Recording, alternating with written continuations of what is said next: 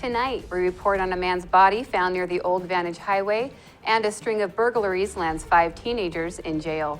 What's happening in sports, Bob? Well, Amber, the Spuds return from the Pullman tournament, and the Mariners find another disappointing way to lose a ball game. Here's a quick glance at our Weather Center forecast. Unlike yesterday, today we didn't quite break that record high temperature set back in 08. Just ahead with your extended forecast, I'll let you know what we can expect as far as high temperatures for the remainder of the week. I'm Amber Jenks, and we have all this and much more on iFIBER 1 News. From the iFIBER 1 HD studio here in the heart of the Columbia Basin, this is iFIBER 1 News. Your #1 source for local news, sports headlines, and our very own Weather Center forecast covering the entire Columbia Basin. This is iFIBER 1 News, and it starts now.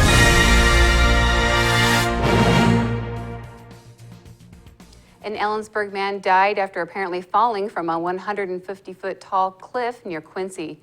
Hayden Messerman's body was found on Sunday near the Old Vantage Highway. The 23-year-old man was last seen leaving work Thursday night, and his family reported him missing on Saturday.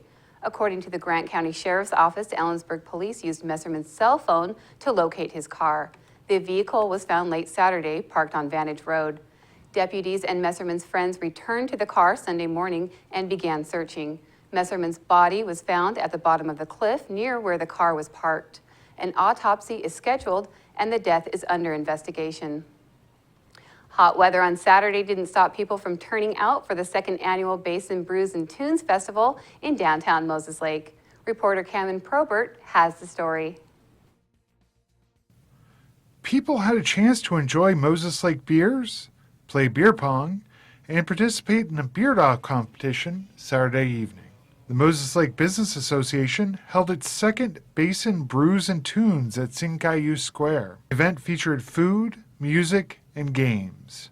Jasmine de Beaumont, the association's executive director, said the event is geared to give people something fun to do at the start of summer. It's a little different for downtown that has music and local, businesses incorporated into it. It was in place of our fall event that we had for the barbecue bash, and so it's our version of that locally. The event attracted about 500 people last year, and she was hoping to attract as many people this year. Money from the event helps fund the association's activities. Moses Lake-based 10 Pin Brewery and St. Bridget's Brewery were at the festival along with Yakima-based Birchman's.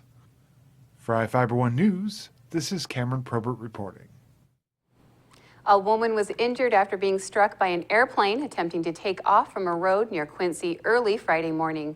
Randall Grand Prix, a 67-year-old Osborne, Idaho man, was piloting a homemade Zenith CH-701 single-engine light plane and attempting to use Road R Northwest as a runway. According to the Grant County Sheriff's Office, the plane's wing reportedly struck a tree along the road during the attempted takeoff, causing the plane to veer off the road. The plane struck 57-year-old Rebecca Grigg as she was along the road taking pictures of the plane. The plane never left the ground and crashed into a yard on Road R Northwest. Grand Prix was not hurt, but a 13-year-old girl riding in the airplane had minor injuries and was treated on scene. Greg was taken to Quincy Valley Medical Center for non-life-threatening injuries. Grand Prix was reportedly using the road as a runway because the field he would have used was muddy.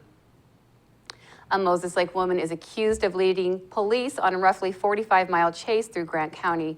Prosecutors charged Betty Holt, a 66-year-old woman in Grant County Superior Court, with attempting to elude a pursuing police officer.